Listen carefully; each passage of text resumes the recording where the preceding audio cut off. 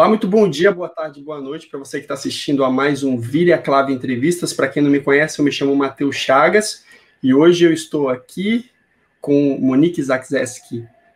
Monique, muito bem-vinda e muito obrigado por ter aceito o convite.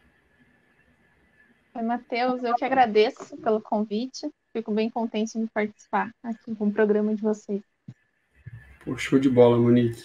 Bom, a pergunta que sempre começa assim, esses bate-papos é como é que você se apresenta assim, né, para as pessoas que não conhecem o seu trabalho, o que você faz, como é que você se apresenta? Bom, eu sou formada num curso que chama, Tecnologia em Luteria.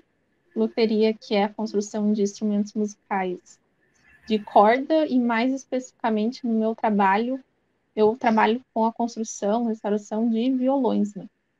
Então, é isso que eu faço. É interessante porque esse curso, o Tecnólogo. curso tecnólogo de luteria é um dos poucos que existem aqui no Brasil, né? Não é um curso que a gente vê com tanta frequência, tão espalhado assim, né, pelos lugares, né? Tem poucos cursos, na verdade, em geral, não só no Brasil, né? Mas aqui no Brasil a gente tem esse curso tecnólogo, né? Que é aqui em Curitiba, Paraná. E temos também um curso técnico em Tatuí, São Paulo.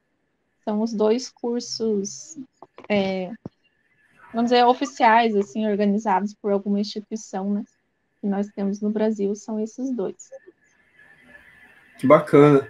E quando você está nesse curso, hoje em dia, como você mesmo se apresentou, o seu trabalho é voltado todo pro violão, né, para a construção do violão.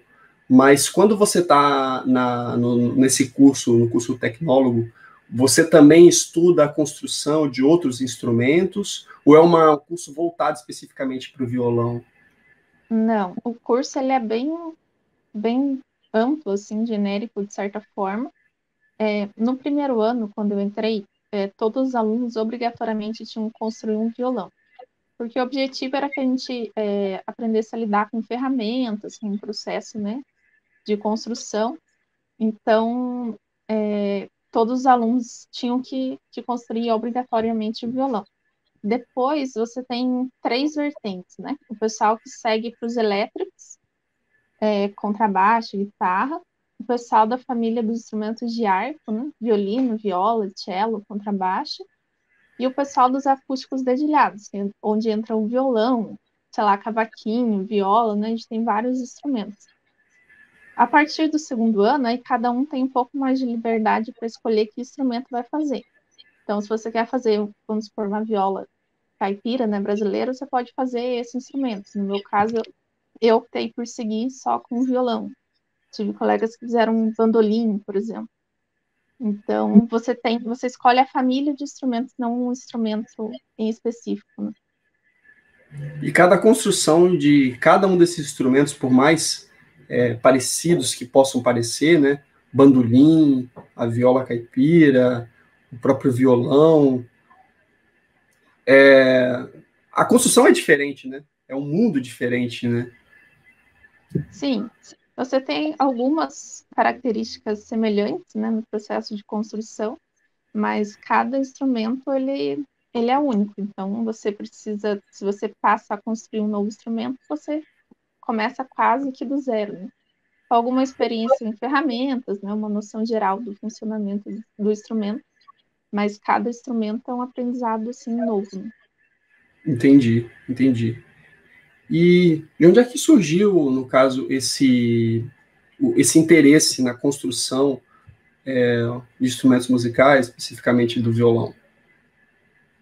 Na verdade, assim, quando surgiu esse interesse, ele não era já voltado específico para o violão, né? A primeira vez que eu ouvi falar sobre luteria foi quando eu era criança. Eu tinha um livro que tinha a história de várias profissões, então, de pessoas, né, de profissões diferentes. E entre elas estava a história do luthier do Stradivari. Aí, o que acontece? Eu li, eu achei legal, achei interessante, fiquei pensando como é que era ele lá no ateliê dele, construindo aquelas coisas, né? Usando lá as ferramentas. Eu achei legal. Mas, assim, eu tinha uns 9 anos e não conhecia nenhum luthier, né? Nem músico, não tinha ninguém na minha família, não tinha ninguém próximo a mim.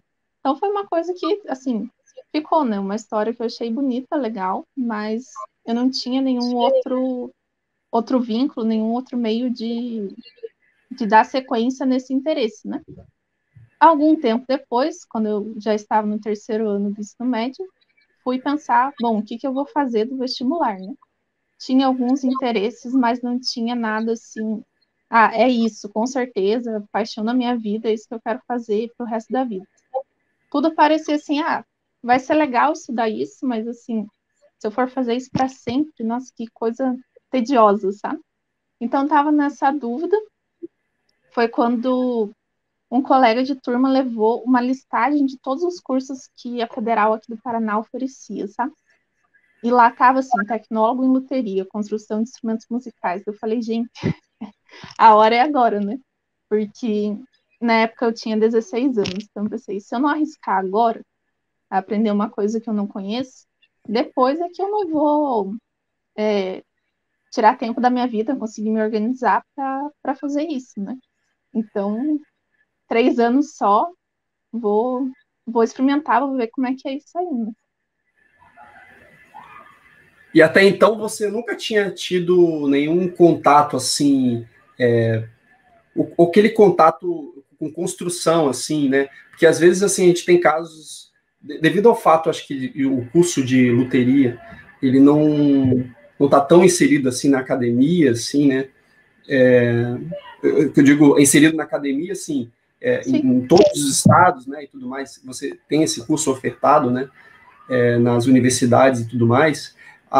O ensinamento ele é quase que passado que oralmente, né? Então, uma pessoa que se interessa por luteria acaba meio que se aproximando de um luthier ou de alguém que já tem uma certa experiência e vai meio aprendendo meio que ali pelo contato ali.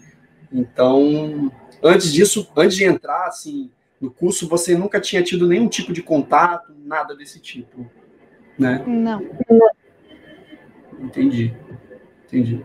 Bom, e aí depois então você entrou lá no curso tecnólogo e tudo mais.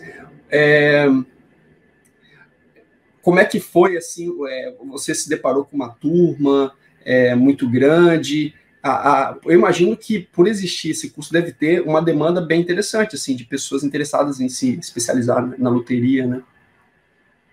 Na verdade, assim, quando eu entrei, a demanda não era assim tão alta, né?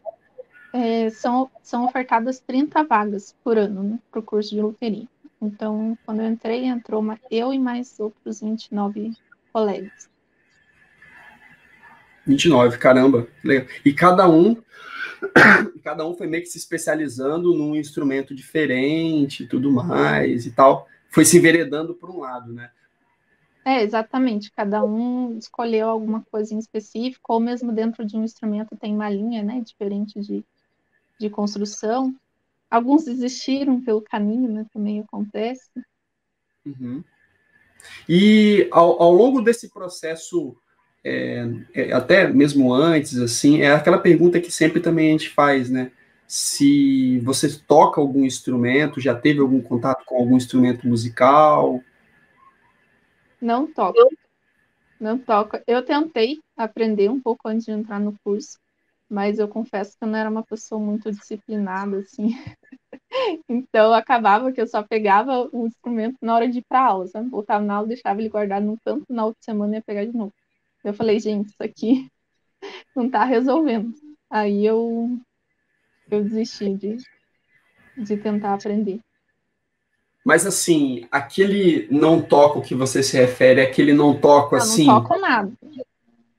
0, 0, 0, 0? Zero, zero, zero. Eu, Todo eu, mundo fica com essa cara. eu conheço muitos casos de pessoas que falam assim, eu toco zero. Aí quando você coloca o violão na mão, a pessoa sabe fazer ali um acorde e tudo mais, sabe ver se o violão está Não, afinado. toco zero. Não. 0, 0, 0. Entendi, entendi. E, bom, Não, às vezes até eu falo, daí a pessoa fala assim, não, mas toca um pouco. Eu fico, gente, se eu não toco nada, como é que eu vou tocar o pouco? Entendeu? Se eu soubesse tocar, até tocaria, mas não sei nada. Entendi, entendi. E, e você sente que, de certa forma, essa crença que existe em torno do luthier que toca, que é a relação com o lance do luthier ou da luthier, né? Tocar com a construção, isso tem alguma relação, ajuda, contribui? Qual que é a sua visão a respeito disso? Com a construção, em específico, eu acredito que não. Não vou dizer que não é bom, só porque eu não sei, né? Mas assim, na hora que você está ali trabalhando num tampo, por exemplo, espessura de tampo, o formato que você vai dar para as barras, harmônicas e tudo mais. Não tem nada do conhecimento de você tocar um violão que você consiga aplicar ali. Nem de som, nem de nada, porque é toda uma outra questão que está envolvida. Então, você tem que ler sobre a luteria, ler como é que o tampo funciona, ler um pouco sobre a acústica, sobre a experiência de outros luthiers, não é a experiência de você como músico, sabe? Eu acho que faz a diferença na hora de você experimentar o violão, quando o violão já está pronto.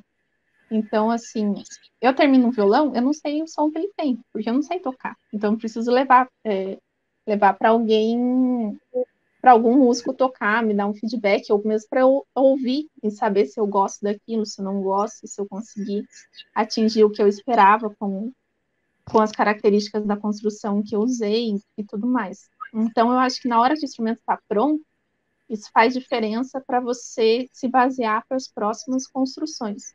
Mas não que no momento da construção você saber tocar o instrumento vá te trazer algum tipo de vantagem, sabe? Uhum, uhum. É muito interessante isso, porque eu vejo, eu observo que existe, de certa maneira, uma espécie de mitificação em torno da loteria. A gente já ouviu relatos, assim, você provavelmente já deve ter escutado, do tipo bater na madeira, ou se acorda com o pé direito, sabe essas coisas assim, sabe? Do tipo, só acorda. Eu não sei nem se você tem isso, assim, aquela coisa assim, todo dia, ou de segunda a sexta, é um dia qual você está ali trabalhando num instrumento, ou se tem aquela coisa assim, poxa, hoje eu não estou de bom humor, hoje está nublado, essa coisa um pouco mítica em torno, assim, da loteria, né? Rola mesmo essa parada, ou é tipo... Eu não tenho muito essa questão mais mítica, assim, da loteria, mas, assim, tem dias que eu me sinto que eu não estou 100% concentrado, entendeu? Aí, esses dias, realmente não adianta você trabalhar, ou eu opto por fazer partes que não são tão críticas, assim, uma parte mais operacional, de desbaste de madeira, coisas assim, que não é um trabalho tão refinado. Mas, assim, não porque o dia, sei lá, porque houve qualquer coisa, mas é porque eu sinto que eu não estou no melhor que eu tenho, assim, de concentração, mesmo que eu tenho medo de deixar passar alguma coisa, de não. Enfim, de não fazer realmente o melhor trabalho que eu poderia naquela parte. Então, se é uma coisa muito crítica do instrumento, ou se eu acho que não vai ficar bem feito, porque eu não estou conseguindo me concentrar, e eu realmente prefiro não fazer, porque desfazer dá muito mais trabalho que fazer bem feito. Então, às vezes, você não fazer nada, você economiza tempo, sabe? Uhum. Acho que é parecido também, é parecido um pouco assim com aquele. É um trabalho muito minucioso, né? Não é à toa que é artesanal, né? Então, acho que quando você especificamente tem certos detalhes na construção que são um pouco mais de acabamento, talvez assim, né? É bom você estar inspirado no dia para até mesmo para até mesmo você, não só o cliente, né, mas também para você também se sentir assim satisfeita com o resultado, né? Sim. Você você também, tipo assim, quando você está construindo um instrumento, você costuma levar quanto tempo em média de construção? Olha, isso é uma boa pergunta que eu ainda não sei responder, porque assim, eu construí enquanto estava no curso, e lá a gente construía assim, um instrumento por semestre. Então tinha que esperar começar o semestre letivo, né? Porque a gente tinha que construir lá, muito em casa também, mas assim, você não podia chegar lá com o negócio pronto. Eles tinham que ver você trabalhando. Então, um instrumento por semestre, levava aí uns 3, 4 meses. Mas era uma fase que a gente estava aprendendo muito, mudando muitas coisas de um instrumento para o outro, né? Depois que eu me formei, eu comecei a trabalhar muito com restauração e manutenção dos instrumentos. Então, eu comecei a construir, mas assim, era no tempo que sobrava. E quase nunca sobrava tempo, porque, né, sempre tinha algum instrumento de cliente, alguma coisa, e eu sempre priorizava os instrumentos, né, que eu tinha que entregar, né? Agora é que eu dei um pause nessa vida de restauro, de manutenções, para focar realmente na construção. Então, nas construções que eu estou fazendo agora, eu estou marcando, assim, exatamente quantas horas eu levo para cada processo, qual é o tempo que eu demoro realmente para construir o instrumento, para eu ter uma base de qual é o tempo que eu demoro para fazer o meu processo, desde receber o material até a hora do último acabamento. Então, é uma E, coisa que eu vou saber nos próximos meses. entendi. E quais são, assim, esses processos, assim, desde que, por exemplo, eu chego aqui para você, ó, Monique, eu quero encomendar, acho que o primeiro passo começa disso, né, da encomenda, né? A pessoa chega para você e fala, ó, Monique, eu quero construir, eu quero um violão seu, Uhum. eu quero um violão seu. Como é que se procede daí em diante, assim? Você fala o processo de construção mesmo, como que eu começo a construir? Como é que é o passo a passo? Porque muitas pessoas que estão acostumadas, de repente, pode estar assistindo, e de repente nunca encomendaram um violão com luthier, pode Uhum. ser, assim, de repente, ter essa curiosidade. Então, assim, eu chego para luthier, no seu caso, para luthier, fala assim, poxa, eu quero construir um violão. Eu quero um violão da Monique. Então, Uhum. assim, automaticamente você já vai chegar e já falar assim, olha, você que está encomendando o violão comigo, eu vou construir, já que o violão é artesanal, ela é feito à mão, ele é feito Uhum. especificamente para quem está encomendando, a gente vai passar por um processo aí, né? Então, ele vai passar as informações para você e tudo mais, você vai querer colher algumas informações sobre o que ele está buscando e ver se também está de acordo com aquilo que você também, com as suas, com as suas predileções, né? A partir daí, acho que é o primeiro pontapé, né? Depois daí em diante, como é que funciona assim, os processos assim, daí em diante? Da encomenda em diante. Na verdade, assim, quando a pessoa encomenda, é bom que ela já tenha, pelo menos por vídeo, né? Ouvido alguma coisa daquele instrumento para saber se é o que ela procura. Porque a gente consegue fazer algumas adaptações, mas é muito difícil um luthier conseguir te entregar com alta qualidade, com garantia, um trabalho que é completamente diferente daquilo que ele já vinha desenvolvendo. Então é bom já ter um alinhamento já antes, né? De você buscar um violão que já está ao encontro do que você procura como músico, né? E a partir disso tem algumas alterações que a gente pode fazer, principalmente ali a questão da tocabilidade, né? Algumas medidas que o pessoal às vezes tem alguma medida específica da largura de braço, formato de braço, alguma questão estética que o pessoal gosta de mudar também, mas principalmente essa questão da tocabilidade que muda um pouco de pessoa para pessoa, então às vezes você já está muito acostumado com um certo tipo de instrumento, então é bom que essas características sejam semelhantes para que não, assim, não cause nenhum estranhamento na hora de você fazer a transição, né, de um instrumento para o outro. Mas no mais é seguir realmente o processo de construção. E aí, depois que surge a encomenda e esse alinhamento, como você disse, você vai partir para a escolha das madeiras que você vai utilizar. Conta um pouquinho mais especificamente sobre esses processos, até o violão ficar pronto.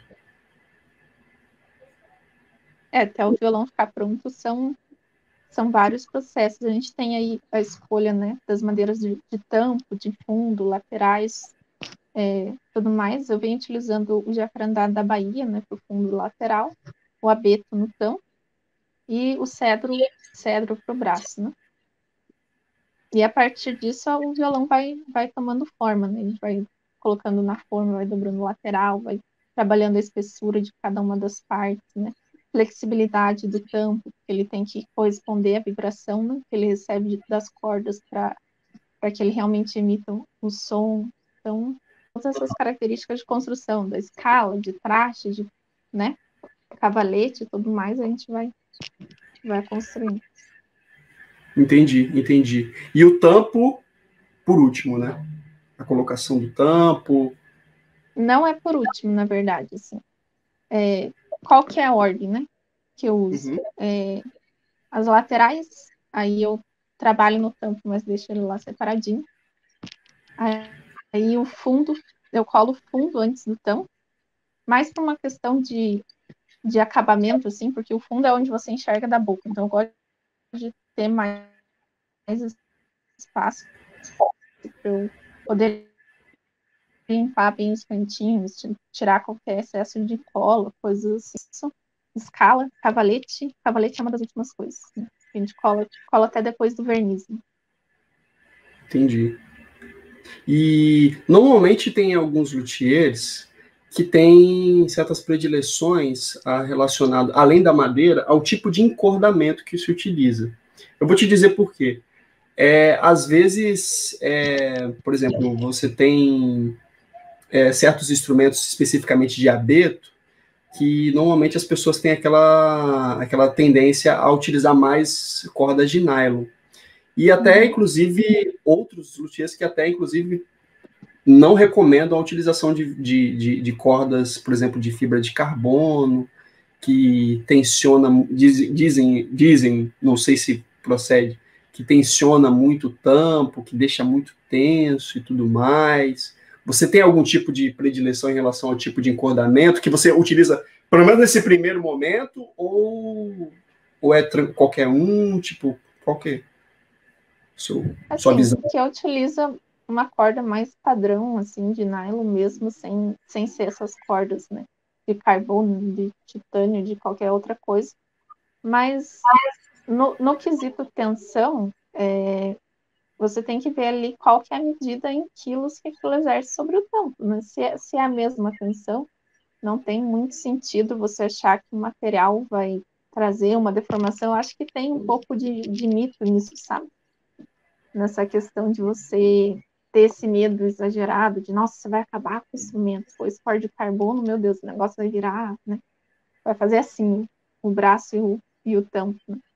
Eu, Claro. particularmente, não acredito nisso. Eu acho que é mais uma coisa de preconceito com o material. Não que eu acho que deva ser usado esse material, mas eu acho que não acarreta tantos problemas para a construção. Mas é uma preferência mais de quem, o pessoal que eu trabalho, usar uma corda mais tradicional. Eu gosto do som também. Então, é o que eu tenho usado mesmo. Mas não tem um encordamento específico, assim. Entendi. Um outro assunto também que rola bastante é a respeito da manutenção. É muito importante, você mesmo citou, né, a respeito desse cuidado com o instrumento e tudo mais. Que tipo de cuidados, e de muitos mitos, né, que existem em torno dessa manutenção do instrumento, né? Que tipo de cuidados, assim, que você recomenda, assim, para que os violonistas tenham com seus instrumentos?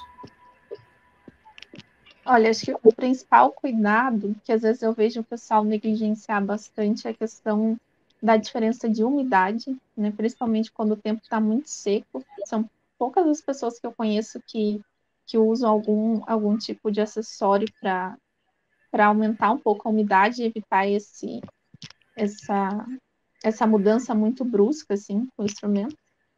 Não acho que você tem que ficar paranoico com isso, sabe? A gente tem uma margem grande, mas é uma coisa que se você pega ali o hábito de usar, não vai te tomar tanto tempo assim, sabe? De você colocar ali um dampite, alguma coisa na boca do instrumento no dia que tá muito seco, dar uma regulada, uma cuidada com o ar-condicionado, né? Quando o clima tá muito seco em geral, assim, na tua cidade, tentar deixar em um quarto, algum cômodo da sua casa que já seja mais úmido. É o principal cuidado, assim, que eu vejo ser negligenciado. Eu até estava conversando esses dias com o músico, ele é de Brasília, e ele comprou um instrumento e nunca usou nada, assim, deixa lá guardado. Demorou alguns anos, mas agora está começando a rachar, rachou o cavalete, rachou o fundo, porque a madeira ela vai trabalhando de acordo com a umidade do ambiente, né? E quando você tem uma mudança muito brusca, quando o tempo está seco, ela tende a encolher. E depois volta essa umidade, ela estica. Ela encolhe, ela estica. Chega uma hora que ela perde essa elasticidade e ela rompe, né? Então, o instrumento acaba tendo algumas rachaduras, coisas do tipo. E muito excesso, assim, de umidade ou de temperatura, se você deixa num carro, algum lugar, assim, exposto direto com o solar e tudo mais, ele pode também inchar demais e deformar ou soltar a cola, né? Então, acho que é o principal cuidado, assim, manter de uns 40% a 60% de umidade, até 70%. O pior é que quando chega nesse estágio de estrago, né, a ponto de... Eu já vi casos, assim, do tampo rachar. Mas, assim, rachar, assim... Rachar bem. Rachar bem, a ponto, assim, de você se achar que alguém pegou o violão, assim, ó, e jogou, assim, ó, pá, pá, pá. De tão, assim, rachado que tava, assim. E é muito triste. É muito triste, principalmente que a gente gosta de violão, assim, a gente que, poxa, tem uma paixão enorme pelo instrumento. É muito triste, ainda mais quando a gente vê um colega, assim, ver, muitas das vezes, um instrumento de trabalho também, né? Sendo danificado, assim, dessa forma, assim, tão brusca, né? Então, às vezes, você que trabalhou por muito tempo com reparo, não é todo caso que é passível de fazer esse reparo, né? Às vezes, assim, quase todo caso ele é, de certa forma, recuperável, só que às vezes não compensa, porque você não vai conseguir trazer de volta, né, o instrumento como ele era antes, e vai ter um custo muito alto para você fazer isso. Então, às vezes, realmente não compensa fazer um restauro desse instrumento. Outras vezes não, outras vezes é um pouco mais simples de você colar essa rachadura e tudo mais. Mas o ideal é que não aconteça, né? Porque nunca sabe qual é o tamanho da gravidade que isso vai acontecer, e se ele rachar embaixo de barras, essas coisas, então, né, pode ser um pouco mais complicado, assim, de você conseguir manter a sonoridade, manter a qualidade do instrumento como ele era antes, né? Sim, sim, sim. E eu já tive também, eu já vi casos assim, até em Curitiba isso, muitos anos atrás. Eu não sei nem se eu deveria contar essa história, mas eu vou contar, porque inclusive o Felipe Areias, ele estava presente. A gente foi participar de um concurso em Curitiba chamado Rosa Mística. E aí, é um concurso bem tradicional que tem aí em Curitiba tal. E isso foi 10 anos atrás, 2010 isso. Acho que é 2010 isso. E aí a gente ficou no hotel, ficou um quarteto de violões e tudo mais, a gente ficou no hotel. E o hotel, assim, era um hotel mais antiguinho, ali no centro, tal, aquela coisa toda. E aí a gente ficou no hotel e tal, aí estava se preparando para ir para o concurso, a gente se preparou e tal, aí aquela coisa, se preparar, você se arruma, ajeita o violão, ajeita as coisas e tudo mais. E aí você toma banho, Curitiba naquela época, naquele período do ano, estava frio, aí você vai tomar um banho mais quente e tal, toma banho, se arruma, beleza, fomos pro concerto. Trancamos a porta do hotel, fomos pro concerto, beleza. E depois, né, terminou lá o concurso tal, a gente voltou. Porque a gente voltou no quarto do hotel, a gente chegou perto do quarto do hotel, tava aquela fumaça, assim, saindo pelas portas, assim. Eu falei, caramba, que isso, bicho? Aquela fumaça toda, assim, parecia, sabe quando você abre um freezer, assim, que tá, só sai aquele vaporzinho? Aí quando eu olhei assim, quando a gente abriu a porta, deu um problema lá no chuveiro, o chuveiro ligou do nada. A gente já tinha desligado o chuveiro, óbvio, saímos, e o chuveiro ligou do nada, quando a gente já estava fora do quarto. O chuveiro quente. E aí aquele vapor, o chuveiro, né, água quente, aquele vapor todo, o quarto todo ficou parecendo uma sauna, ficou todo molhado e tal. A sorte nossa é que os violões, claro, né, nessa hora a gente só pensa, você pensa no violão, não pensa nem na mala, nos documentos, pensa nada, só pensa no violão. A sorte é que não estavam, os violões estavam lá. Por que eu estou falando isso? Porque eu já vi casos, Monique, de pessoas que, muitas das vezes, em viagens, né, de levar um instrumento de um canto para outro, para não sofrer com essa questão da umidade, de deixar o violão dormindo no banheiro, né? Liga o chuveiro e tal, para manter ali a umidade. Eu não sei se isso é lenda, se isso procede, se isso é válido, se isso não é válido, mas eu fiquei com muito isso na cabeça quando aconteceu esse episódio comigo, assim, sabe? Do tipo, até que ponto vai essas coisas, né, e tal. Você já ouviu assim algum relato desse tipo assim a respeito de alternativas para não ter assim essa questão da umidade no instrumento? Já, assim, essa questão do banheiro, né? Você tem que pensar que se você artificialmente não está criando justamente a situação que você está tentando evitar, né? Eu já vi isso com um umidificador, uma foto assim, que o músico colocou o violão dele e colocou, sabe esses umidificadores de quarto que vem em farmácia, que ele faz uma nuvem mesmo, né? De vapor, do lado do instrumento, porque estava seco o tempo. Então, assim, o que causa o dano ao instrumento? É justamente a mudança brusca de temperatura e umidade. Então, se ele está num lugar muito seco e você coloca ele do lado de uma nuvem de água, sabe, não é a situação ideal. Você está criando justamente essa diferença, né, de umidade que vai fazer com que a madeira trabalhe muito, né, num ponto que é perigoso para o instrumento. Então, assim, qual que é o ideal? Ideal você ter cuidado com essas mudanças bruscas e tentar minimizar, né? Eu fiquei muito preocupada quando eu fui para Natal. Eu fui aí, tive a oportunidade de conhecer o pessoal da UFRN, né? De Natal.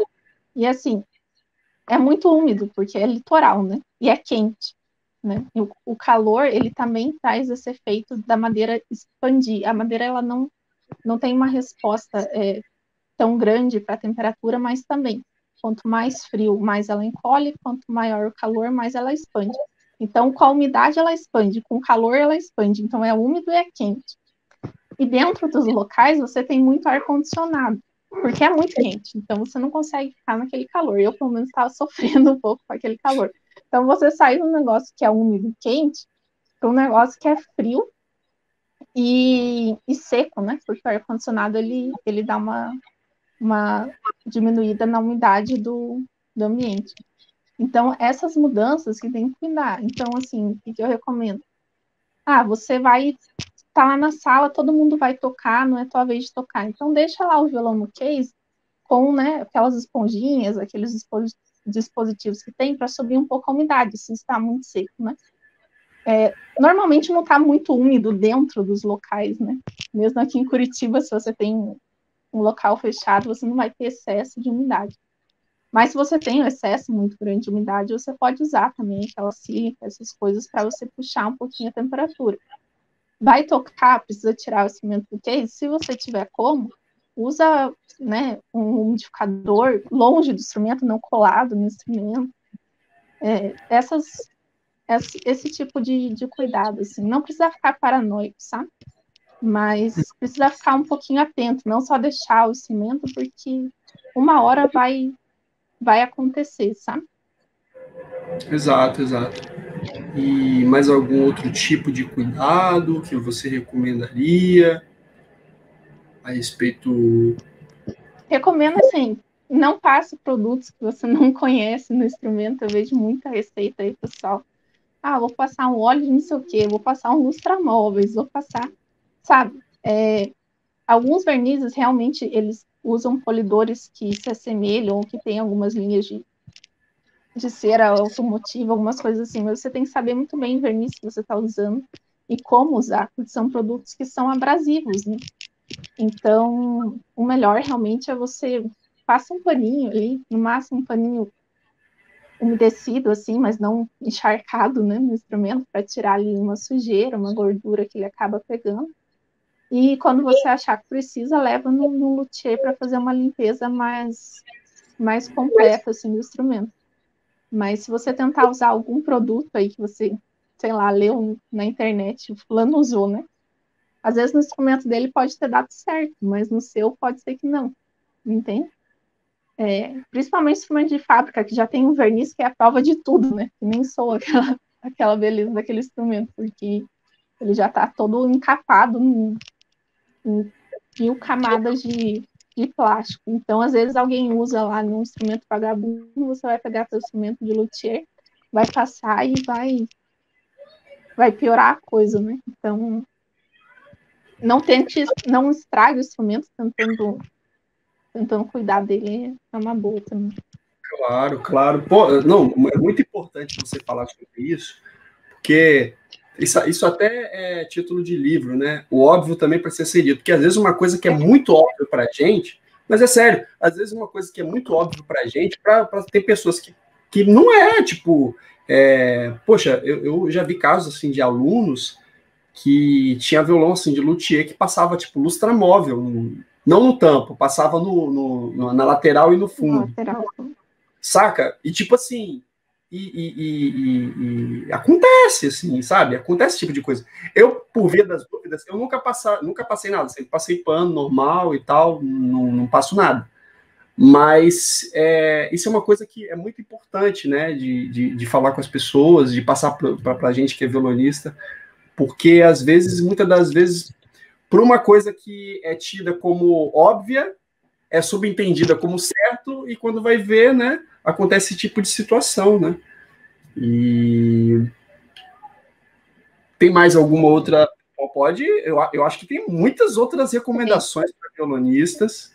Assim, para quem já é profissional, não faz isso, mas eu já peguei instrumento assim, então vai que tem alguém assistindo essa live que tem essa dúvida. Não coloque corda de aço no violão de nylon. Por fora ele é igual, mas por dentro ele não é. E ele não vai suportar a tensão da corda que é maior. Então eu já peguei instrumento que ele era um instrumento bem ruimzinho de fábrica, então o braço ele começou a soltar assim do corpo, sabe? A levantar mesmo com a tensão e claro, o cavalete. Porque às vezes a pessoa olha assim, né? Um violão, principalmente de fábrica, lá, tal de aço e tal de nylon. Você vê, rapaz, é a mesma coisa, entendeu? Você só tira ali no lugar de fazer um nozinho, você prende a bolinha e tá tudo certo.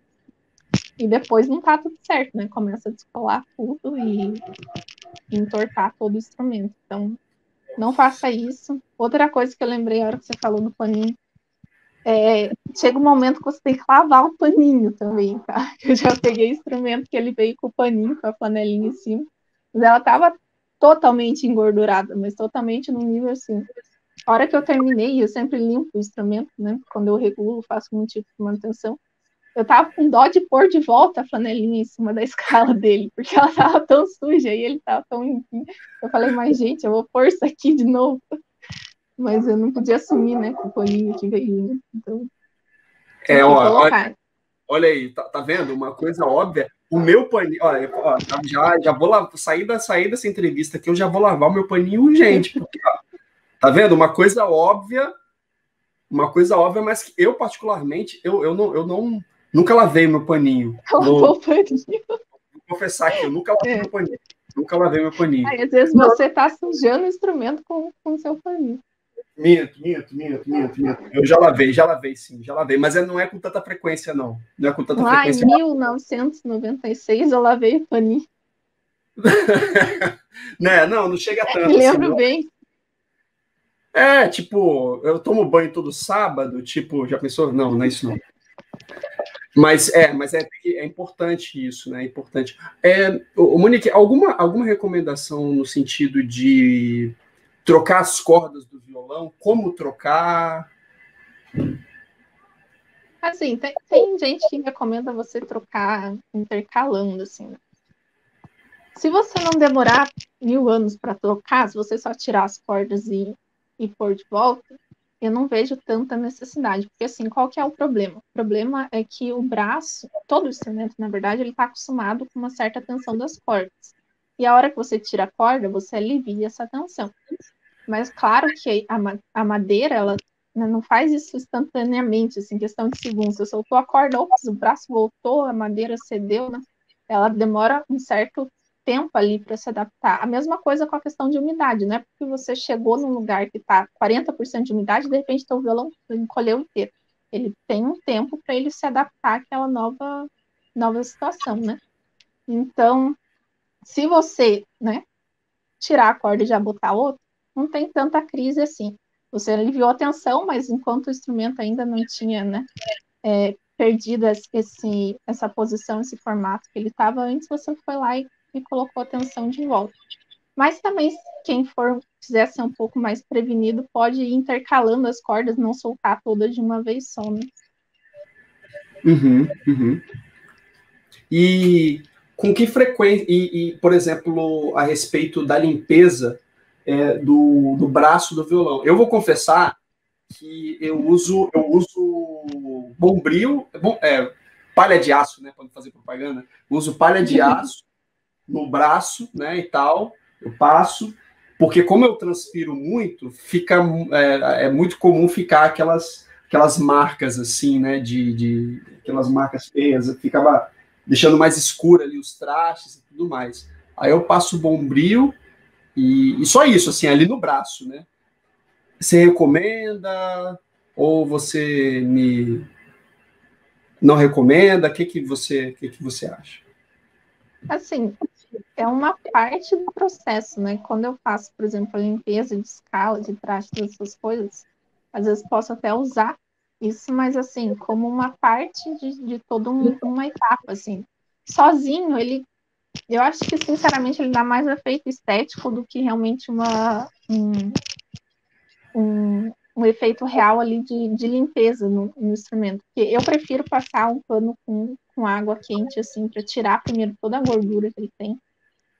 Aí depois usar uma raspilha que a gente tem, ou uma lâmina de estilete, para tirar mesmo aquela camada de gordura que fica em cima. Porque às vezes ele forma uma camada de gordura, assim, que ele sai você raspando, sabe? Porque você tá ali tocando, tá suando, né? E em contato direto com o instrumento várias horas todo dia, né? E eu uso bombril mais para dar polimento nos trastes, na escala, para ele ficar com um certo brilho depois, né? Em uma das etapas do processo. Que eu acho que você só esfregar o negócio ali, ele não tá tirando realmente o que tem ali de sujeira por baixo, né? Mas se você proteger o braço, não pegar em nada, mal também não faz, né? É bom dar Entendi. uma hidratada na escala também, né? E com que frequência você costuma indicar?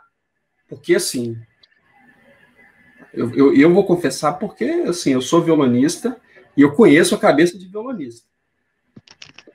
Violonista, a cabeça de violonistas que estiverem assistindo, por favor, não me leve a mal por isso, né? Mas eu também sou assim, eu também sou assim, às vezes também eu sou um pouco assim. Eu tenho que me policiar em relação a isso, tem que ir mais ao luthier. Mas muitas das vezes a visita ao luthier, ele é só assim, em caso quando dá problema, quando dá PT no Sim, instrumento. sim.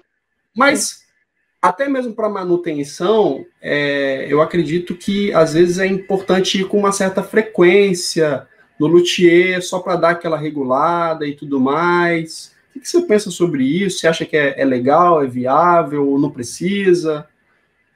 Eu acho que é bom, sim. A gente fala em torno, assim, uma vez por ano, você dá uma passada no luthier para fazer uma manutenção, uma vistoria geral, assim, do instrumento. Às vezes pode ter até uma rachadura, uma coisinha que você não viu, que eles podem pedir que somente, principalmente para regular ali questão de escala, de altura, de dar uma limpada também no instrumento. Tem pessoas que eu vejo que ficam muito tempo, assim, compra o instrumento, nunca vai no luthier, sabe? Não deu problema, vamos tocando. O traste, ele vai se desgastando, né? Conforme você vai tocando com a fita da corda. Então, assim, ele vai perdendo o formato, que ele tem que ser redondinho, ele vai ficando um pouco mais chato. Com isso, ele perde também a afinação, né? Dá problema de trastejar, às vezes você acha que, sei lá, foi você, ou você acostuma a tocar um pouco mais para trás ali para não trastejar aquela casa. E às vezes é um problema que se você tivesse trocado traste, te daria um pouco mais de liberdade na hora de você tocar. Às vezes ele chega a formar até aquela marca, aqueles sulcos assim da corda, e você acostuma a tocar daquele jeito, mas assim, pela experiência que eu já tive mesmo fazendo regulagem, a hora que você deixa o instrumento zeradinho de novo, dá uma diferença muito grande, que é um feedback que eu mesmo tive dos músicos, sabe? Falar, nossa, tá muito melhor, porque você vai se acostumando e às vezes não percebe essa necessidade, mas quando você experimenta um instrumento bem reguladinho de novo, contraste na altura certa, no formato certo, aí toda uma sensação diferente para tocar. Exato. Pô, total. Eu acho que muitas das vezes a gente precisa realmente se reeducar em relação a isso, né? A ter, e eu falo por mim mesmo, não estou nem falando criticando outras pessoas, não, eu falo por mim mesmo. Essa questão da ida mais frequente ao luthier e tá sempre ali regulando, e atento também, né? Observar os detalhes que possam ocorrer, né, ao longo aí do ano, né? E esse cuidado também, né, muito importante. Uma outra coisa a respeito, por exemplo, eu já vi muitos casos, isso mais assim com alunos, eu já vi muitos casos de alunos, a respeito de encordoamento, no seguinte sentido, às vezes a pessoa, por um motivo econômico, ou por um motivo de não sei o que, a pessoa acaba escolhendo um tipo de encordoamento, aquele encordoamento assim, o melhor possível, aquele mais caro, aquele que, né, tem o som das maravilhas. Mas é aquele tipo de encordoamento que você compra uma vez e muitas das vezes é inviável você comprar vários jogos porque é muito caro, né? Muito caro, né? Ainda mais com dólar do jeito que tá e tudo mais, é muito caro. Então a pessoa, ela compra aquele jogo, compra um conjunto de jogos e troca num intervalo de tempo muito grande. O que você pensa sobre isso? Você acha que é viável? É preferível ter uma corda melhor por mais tempo ou, de repente, optar por um encordoamento um pouco mais simples, mas trocar com mais frequência, tal? O que você acha? Assim, do ponto de vista do instrumento, eu acho que ele não afeta assim tanto, não vai trazer nenhum prejuízo para o instrumento você deixar muito tempo o mesmo jogo de cordas, né? Eu acho que é mais um prejuízo do som mesmo que você tá ouvindo e está conseguindo produzir, né, no instrumento. Então vai do que você prioriza na hora do teu estudo, o que você acha daquilo, se aquele som te satisfaz, se você acha que não teve nenhuma perda de nuance de timbre, nada do tipo. Às vezes você acha que o som da corda boa, velha, é melhor do que o som da corda um pouquinho mais barata, nova, né? Vai um pouco de pessoa para pessoa, né? É uma questão mais de escolha, assim. Mas o que eu posso dizer é o seguinte, um aspecto na hora da manutenção da corda, né? As cordas graves, principalmente, elas tendem a perder elasticidade, com isso alterar o timbre delas, porque elas têm aquele enrolamento, né? Então, o que acontece é que você tem algumas pequenas cavidades, alguns sulcos na corda, né? Ela não é lisa como as cordas agudas, né? E com o tempo, aquilo ali vai acumulando sujeira, vai acumulando gordura da sua mão, do mesmo jeito que a escala, né? Isso entope, de certa forma, esses canais que fazem com que a corda vibre de uma outra forma que não é a ideal, digamos assim, né? Que ela vibra quando ela é nova. Então, se você também, depois de tocar, pegar uma flanelinha, um pano limpo, né? E taçar nas cordas, com delicadeza, né? A gente não estica a corda, tem gente que pega assim, né? Faz uma ponta assim na corda, que deforma a corda, que não é ideal, né? Isso pode ajudar um pouco a aumentar a vida útil dessa corda, né? Você fazer a limpeza sempre, toda vez depois que você toca. Interessante, porque muitas das vezes tem certos, né, quando você vai fazer a manutenção do instrumento, tem certos níveis de sujeira que muitas das vezes, por melhor que seja a corda, não adianta, ela estando velha, não dá para tirar, né? Então, não vai tirar, né? Tipo, eu perguntei assim, eu tentei ser o mais imparcial possível na pergunta para não influenciar na resposta. Mas eu contraindico muito assim para os alunos, assim, eu falo assim, olha, é preferível você ter um encordamento um pouco mais barato, mas que você troque com mais frequência, do que deixar aquele jogo de cordas maravilhoso, mas por muito tempo, né? Porque vai passando o tempo, até para higienizar a corda fica muito complicado. Você passa ali a flanela, né? Ou então joga ali na água ali e tal, né? Água quente, põe com sabão, né? Tenta, né, aumentar a vida útil da corda, mas mesmo assim acaba não higienizando, o som não fica dos melhores, né? Não fica bom, e acaba muitas das vezes assim prejudicando muitas das vezes a sonoridade do instrumento, né? Porque muitas das vezes você acaba criando uma concepção do som, mas não é por questão do violão, é por causa do encordoamento, né? Não é porque o violão é ruim, é porque muitas das vezes o encordoamento Então, agora que você falou, na verdade eu lembrei de um outro aspecto. Inclusive, toda vez que a gente regula o instrumento, a gente pede já para o músico trazer o encordamento que ele prefere, ou então, se a gente oferece para ele, que ele troque por um jogo novo de cordas, porque o que acontece? A corda, com o tempo, ela perde a tensão também. Então, às vezes, você está com problema de trastejamento no instrumento, e é a corda, não é o traste, não é o alinhamento da escala, do braço, de nada disso. Porque a corda ela não fica mais na posição que ela deveria estar, ela está menos tensa, né? Tá mole. Então acontece o mesmo efeito de você, né, desafinar o instrumento, deixar a corda, né, mais solta do que ela deveria, não chegar na afinação ideal. Ela começa a trastejar em lugares que não deveria, né? Com uma força que não deveria, você já começa a ter esse tipo de problema. Então, às vezes, o problema de trastejamento é da falta de tensão da corda.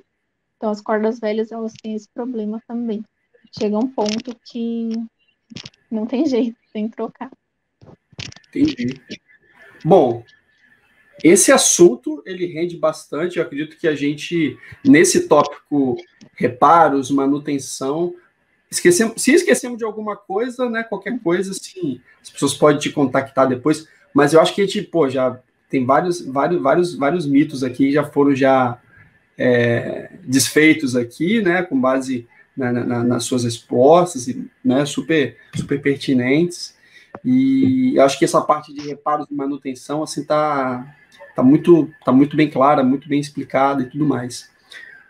Depois disso, seja do trabalho de reparo e manutenção, seja do trabalho de construção do instrumento, a sensação de ver estampado no rosto do cliente ou da cliente o violão na sua plenitude, bem tocado e tudo mais, o cliente satisfeito, para o luthier é tipo assim, a melhor coisa que tem, né? Tipo, quando você sente que o cliente está 100% satisfeito.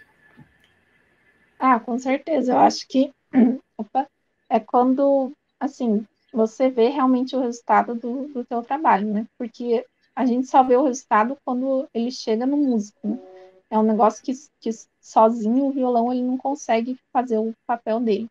Então, quando você recebe um feedback legal de um músico falando, poxa, me ajudou, senti diferença, sabe? Tô tocando melhor, tô tocando com mais prazer, sabe? Às vezes tem isso. A pessoa manda mensagem assim, poxa, cheguei em casa, fui testar, fiquei tocando lá 4 horas porque estava muito bom. Então, com certeza, acho que é uma das coisas mais legais, assim, da parte do luthier, você receber esse tipo de feedback mesmo, ver que faz a diferença, né? Exatamente. Eu tenho um relato pessoal para fazer em relação a isso, porque eu estava falando, né, que eu conheci você na oficina de música de Curitiba em 2018, estava participando lá com vários colegas, inclusive de Curitiba e tal. Fábio Zanon estava lá dando aula, né, e tudo mais. E foi nessa experiência, nessa oportunidade que eu tive a oportunidade de conhecer o seu trabalho. Você teve a oportunidade de levar um violão, o violão que você tinha construído, certo? Foi, aham. O violão que você tinha construído e tudo mais. E eu achei muito interessante, né, o seu trabalho. E eu acho muito interessante, assim, que você foi num ambiente, assim, super propício, né? Várias pessoas de vários lugares ali do Brasil, eu, que sou de Vitória, Espírito Santo, colegas ali de Curitiba e tudo mais. essa questão do networking é muito importante, né? Especialmente para o luthier. Haja vista que o instrumento por si só, ele se autodivulga, né? Então, assim, quando você acaba tendo o seu instrumento passando na mão de vários violonistas, sendo tocado em vários lugares, automaticamente o seu nome também vai junto, né? Então, quando eu tive essa oportunidade de conhecer o seu trabalho, eu falei, caramba, é interessante essa atitude, né? É uma atitude, de certa forma, também empreendedora, né? O empreendedorismo, ele está muito relacionado, ele contribui muito, né? Tipo, o trabalho, eu observo também que você tem uma logo, né? E você coloca essa logo no braço dos seus violões, né? Isso é muito legal, isso é muito bacana. Isso é um diferencial em relação, né, aos outros luthiers e tal. Fala um pouquinho sobre isso, assim, é proposital ou é... Provavelmente não, mas, assim, é uma coisa muito bem intencionada, né? Não, é uma mistura de tudo. Por exemplo, essa questão da oficina de música, né? Eu acho que me ajuda, assim, a fazer contatos e tudo mais, divulgar o meu trabalho, mas, ao mesmo tempo, poxa, é um prazer para mim, porque eu adoro ouvir sobre o instrumento e ver as pessoas tocarem, e ver como os alunos desenvolvendo ali, né, durante a aula. Então, é super legal também participar disso. E eu acho que da mesma forma como, né, algumas pessoas acabam conhecendo meu trabalho, sabendo quem eu sou através disso, a oportunidade que eu tenho de conhecer o trabalho de outros luthiers, porque cada um que veio de um lugar diferente tem um instrumento de um luthier diferente. Então, eu também fico olhando, poxa, isso aqui eu gostei, isso aqui não usaria no meu trabalho, não é minha característica. Opa, esse violão tem isso aqui que é muito bom. Então, eu vou guardando algumas anotações mentais, assim. Eu lembro até que eu te perguntei, depois que teve o concerto dos alunos, qual era o seu violão, que era um Sérgio Barbosa, né? Porque eu tinha gostado e tudo mais do som ali, ouvindo todos Tá os comemorando. alunos tocando. Eu lembro. Então, eu acho que é muito bacana. Tem essa questão da divulgação, mas tem a questão de você ganhar informação também e absorvendo um pouco de conhecimento, né? E é uma coisa que se complementa, né? Porque a gente constrói para o músico. Então, acho que entender um pouco como que o músico usa aquilo, quais os principais problemas que às vezes aparecem nos violões e tudo mais, ajuda você a direcionar o trabalho para fazer algo que seja aquilo que aquela pessoa está buscando, sabe? Então, acho que esses eventos, assim, é super, super legal. Agora, a questão da logo, eu sempre gostei muito de instrumentos que têm algum tipo de escultura na mão, sabe? Como os violões do Simplício e tudo mais. Eu acho super, super bonito. Então, eu queria fazer no meu também. E aí, desde sempre, eu pensei, o que eu vou fazer? Vou fazer a minha logo aqui, porque vai ficar... Então, quando eu planejei a logo, eu já planejei ela pensando na aplicação, na verdade. Então, ela já é um pouquinho mais compridinha, porque eu queria que ela coubesse ali na mão entre os espaços das tarraxas, né?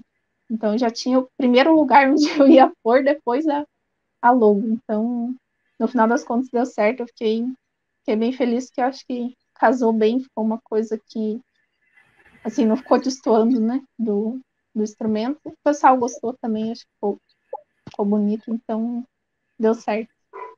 Ficou bem legal mesmo. Você falou a respeito dos sons, né, que normalmente das referências, né, a respeito das pessoas do festival, dos violonistas de outros lugares, e automaticamente, na medida que você faz esse network com os violonistas, você acaba conhecendo o violão de outros luthiers e tudo mais. Você, acredito eu que você também deva ter, assim, na sua mente, assim, né, nas suas anotações mentais, assim, uma referência, assim, seja de luthier brasileiro e estrangeiro também, né? Você tem, assim, algumas inspirações nesse sentido? Algumas, assim, eu não diria que eu tenho um modelo, assim, no geral, mas para cada ponto do instrumento eu tenho algumas referências que eu acho legais, que eu gostaria de atingir esse resultado, sabe? Por exemplo, a mão, que é mais uma questão estética, porque me lembra essas outras do Simplice e outros luthiers que também utilizam esse tipo de relevo, né? Algumas vezes algum som, mas não sei se dizer se é do luthier ou daquele instrumento específico, sabe? Porque às vezes você ouve aquele instrumento e você percebe algo que os outros instrumentos do mesmo luthier não têm. Então, não diria que o luthier, no geral, é uma expressão, mas, assim, aquele instrumento eu gostei de tal características. Entendi. Eu acho muito bonito a roseta. É uma coisa que sempre eu chamo a atenção assim no violão. Assim, sempre eu olho assim a roseta. E é uma coisa assim, que tipo é totalmente assim é, tipo ornamento, né? E tal. Mas é uma coisa que me chama muito a atenção assim. Eu fico observando as rosetas e tal. Acho muito bonito assim. E eu vejo que tem muitos luthiers assim que constroem as suas próprias rosetas, né? Isso é muito Isso é muito interessante. Esse cuidado, na verdade, acho que tudo isso acaba influenciando essa questão da estética, né? Por mais que a gente está mais, a gente que é violonista, a gente preza mais pelo som, mas essa questão da estética, né? Mostra o cuidado, né? Esse perfeccionismo, né? O perfeccionismo é importante, né? Principalmente para o luthier, né? Esse detalhe, essa minúcia. Então, assim, todos esses detalhes assim que você falou, assim, a respeito da logo, a respeito dessas inspirações que você tem, das referências e tal, que você, isso, essa parte e tal. Isso é muito interessante, né? Isso é muito interessante. Tem algum outro assim, luthier assim, que você também citaria, assim, que você, essa parte aqui desse luthier eu acho legal. Ou não? Deixa eu pensar. Na hora eu esqueço, assim, das coisas, mas se for falar aqui de luthiers nossos, né, brasileiros, o Sérgio Barbosa, ele faz também artesanalmente as rosetas e os filetes deles, ornamentos, que eu acho muito bacana, eu acho que é característica, assim, do luthier e mostra também, assim, até uma certa possessão, mas no sentido positivo da coisa, de você querer ali fazer pessoalmente cada detalhe ali, estar envolvido com aquilo, né? Uhum. De parte, assim, que você falou da Rosetta, tem o Steve Connor, que é um luthier, se não me engano, americano. Ele faz alguns trabalhos também com florais, com coisas assim que eu acho bem bacanas. Deixa eu ver se eu me lembro mais algum. Posso aproveitar o gancho, né, nessa Pode. questão das referências? Eu fiquei muito curioso. Você estava falando assim, poxa, além de estar lá na oficina de música, tudo mais, de fazer o networking, eu gosto muito de escutar, né? Você falou assim, eu gosto muito de escutar música, de escutar violão clássico, de escutar violão, né, de uma forma geral, assim. O que você gosta de escutar, assim, de violão, de música em geral? Assim, de violão, quando eu comecei, né, na verdade, na loteria, não tinha nenhum contato com o violão, né, principalmente com o violão clássico. Então, assim, eu optei, na verdade, pelo instrumento, porque eu já tinha construído ele uma vez, que era no primeiro ano, que era obrigatório, e também porque o instrumento que eu tinha mais afinidade na época, eu estava na fase rock and roll, assim, da vida, era a guitarra elétrica, né? Só que o que eu gostava da loteria, que me atraía, era justamente essa questão de você ficar pensando no som, você levar, assim, ter ali um conjunto de madeiras no teu ateliê e você ficar mexendo naquilo e descobrir depois o que isso fez no som, sabe? E você não tem isso no instrumento elétrico, porque é basicamente a captação, o trabalho na sonoridade do luthier é secundário, ele vai ter mais uma questão de importância na tocabilidade do instrumento, acabamento e tudo mais. Então, sobravam os instrumentos de arco e os dedilhados. Como eu já tinha feito o violão no primeiro ano, eu falei, vou por aqui. Depois disso é que eu comecei a ouvir, porque eu pensei, bom, eu tenho que decidir qual que vai ser o foco do meu trabalho, e tem que ser uma coisa que eu goste de ouvir, goste desse meio, conheça um pouco, né? Não pode ser uma coisa assim, eu construo instrumento, eu não sei nada de quem usa esse instrumento, como é que vai tocar, qual que som que eles esperam e tudo mais. Então, eu lembro que eu pesquisei na internet, assim, coisas de violão. Aí, eu achei o filme do Julian Green, que é My Life in Music, é isso? Aquele documentário que tem Eu na acho que é. internet. Eu achei uma listinha Eu acho que era no Fórum do Violão, não tenho certeza. Mas era uma listinha de alguns filmes, alguns documentários. Tinha os programas do Fábio Zanon também, que são, assim, maravilhosos, né? Tipo, eu não conhecia nada. Eu falei, meu Deus, eu vou ter que pesquisar, mas como é que eu vou saber filtrar a informação que você acha na internet? Qualquer um escreve qualquer coisa, sabe? Como é que eu vou saber, assim, por onde que eu vou começar isso? E a hora que eu achei aquilo, e achei em português, eu falei, nossa, existe mesmo isso aqui, sabe? Então eu comecei a ouvir todos. E foi daí que eu comecei a ouvir um pouco mais de violão. E agora, francamente, eu ainda estou no começo, então eu continuo ouvindo Zanon, continuo ouvindo os discos do Blin, ainda tem muita coisa para ouvir. Segovia, né, que todo mundo falava nele, eu falei, bom, tem que conhecer quem que é esse cara. Então, basicamente, comecei ouvindo isso, hoje ainda estou no começo, então o que eu ouço é isso, algumas outras coisinhas, mas principalmente, assim, o mais representativo é isso. Não, você já começou na fonte, né? Joan Green, Segovia, começou bem, já começou Abençoada a lista, não sei quem fez, mas obrigada que colocou essa lista ali na internet. Eu não lembro como que era o nome, mas assim, para quem queria conhecer mesmo esse universo, assim, coisas para você se inteirar do que estava acontecendo. Começou super bem, super bem. Tá? E essas gravações, assim, a gente escuta. Eu estava até ouvindo. Não sei quem foi que deu a entrevista, era um músico, eu não lembro quem especificamente. E na entrevista ele falava, a pergunta era tipo o que ele estava escutando naquele momento, tudo mais, assim, de música, de novidade. E aí ele deu uma resposta a qual eu me identifico muito, assim, que é do tipo assim, olha, eu não estou ouvindo nada novo, eu estou ouvindo basicamente os mesmos discos que eu sempre curti, que volta e meia eu revisito.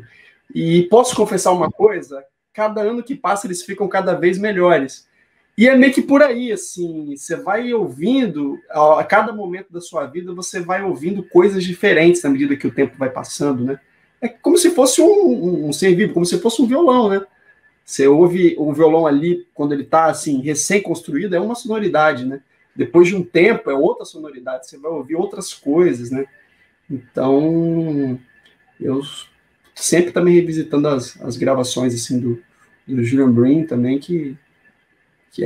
são muito boas, né? Uma aula ali de música. E são vários violões que ele tocou também ali, né? Nas gravações, né? Vários violões importantes para a história da loteria e tal.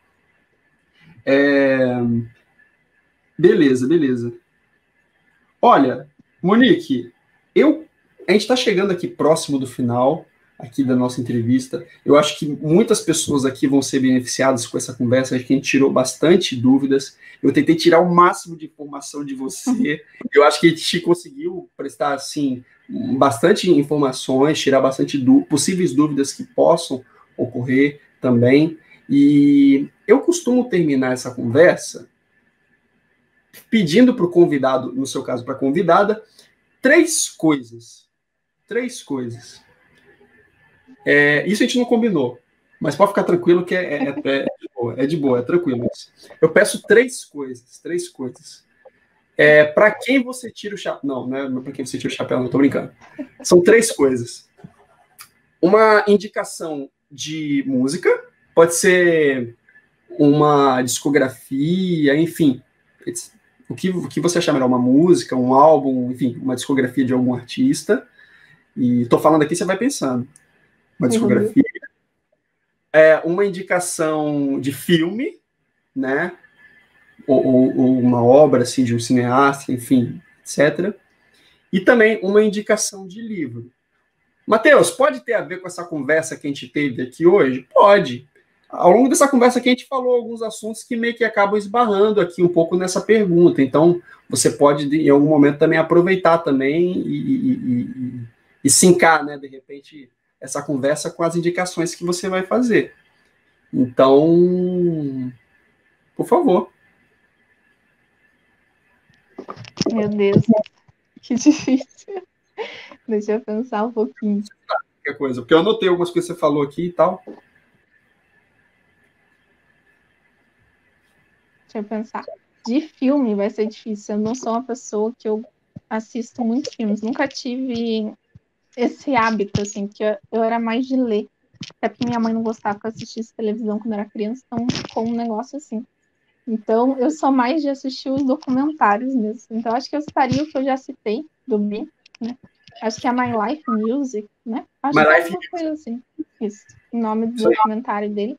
Acho que foi bem legal. Quando não conhecia nada de violão, eu já achei legal. Depois, cada vez fica mais legal, né? Você já sabe um pouco mais daquilo que está acontecendo. De livro, meu Deus, é tanto livro. Você pode, de repente, indicar alguma... Não quero influenciar na resposta, tá? Tô só sugestão, assim. Você pode, de repente, indicar alguma bibliografia voltada para loteria, que seja bacana, de repente, para quem está se interessando em entender um pouco mais sobre. Pô, acho que esse livro aqui, para quem não sabe nada do zero, acho que seria legal. Ou então, sei lá. Para a loteria, Não sei. rapaz. Ou pode ser uma coisa também totalmente fora aqui do contexto Para aqui da. loteria, eu diria que tem o Making Master Guitars, que tem algumas coisas ali de medidas, de instrumentos, dos principais construtores que a gente teve aí. E algumas características dele, como que era a roseta, como que era o leque. Então, é bem bacana. E ele tem uma segunda parte, que é a construção de instrumentos. Então, ele tem como se fosse o passo a passo, do início ao fim, para você construir um violão. Não acho que seja ideal você usar como única referência, mas acho que é uma referência bem, bem importante, assim, que eu usei já há bastante tempo, desde a época do curso, e até hoje eu vivo abrindo esse livro de novo para ler ali uma coisinha ou outra. Eu acho que é um livro interessante para quem quer saber um pouco mais sobre loteria, sabe? Bacana. E por último, há uma música, Meu uma Deus. discografia ou um álbum. Essa é fácil. Mas tem tanta opção que tem que escolher um só, fica muito difícil. Pode ser assim, a discografia completa de fulano de tal. Aí já fica uma coisa mais, né, tipo... Eu preciso ouvir ainda a discografia completa do Brin, porque ainda não ouvi. Na verdade, eu acho que eu não ouvi a discografia completa de músico nenhum, assim. Porque eu ouço, eu fico ouvindo várias vezes aquilo, e às vezes, assim,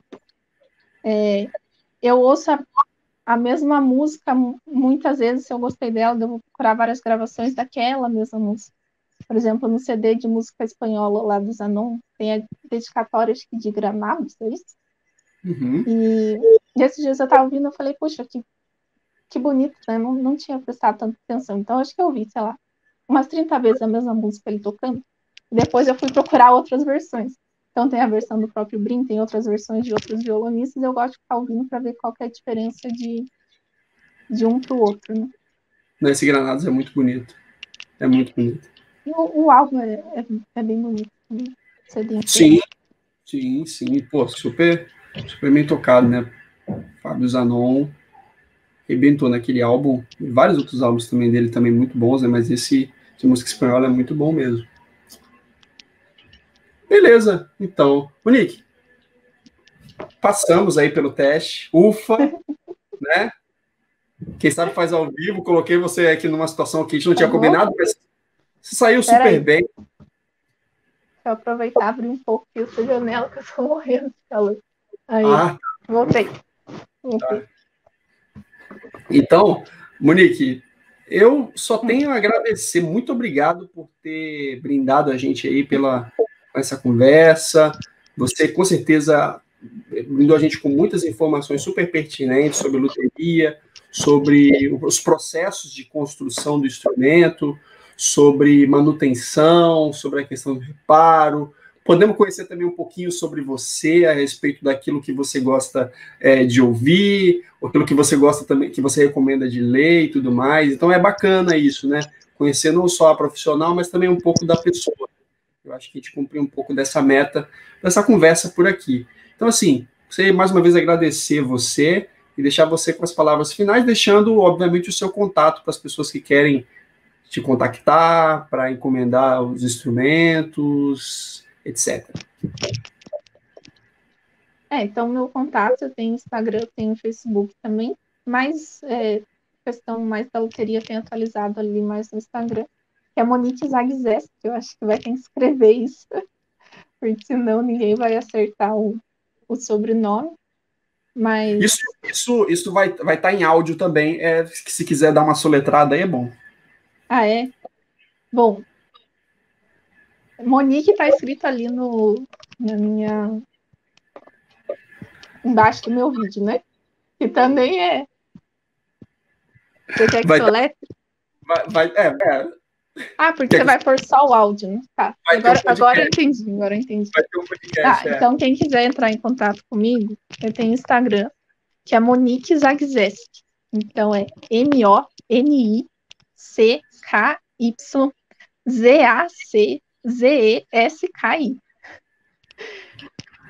Quase um álbum da Xuxa ao contrário, mas é isso aí. Instagram, Facebook, esses os principais contatos, né? Isso. Beleza. Eu tenho e-mail também, que é Monique, né? MoniCKYZ@gmail.com. Um pouquinho mais fácil que o Instagram, que não tem o sobrenome inteiro. Show de bola, show de bola. Beleza, então, Monique, obrigado por ter aceito o convite e ter conversado aí com a gente. Eu que agradeço o convite, para mim é um prazer estar conversando com você e falar um pouco sobre a loteria. Espero que o pessoal goste, que eu tenha explicado um pouco, me apresentado um pouco melhor para quem não me conhece. Com certeza, com certeza. Gente, valeu, até a próxima. E, obviamente, né, não esqueça de dar aquele like, se você que curtiu, compartilha, etc. Se inscreve aqui no canal do Vira Clave. E até a próxima. Valeu!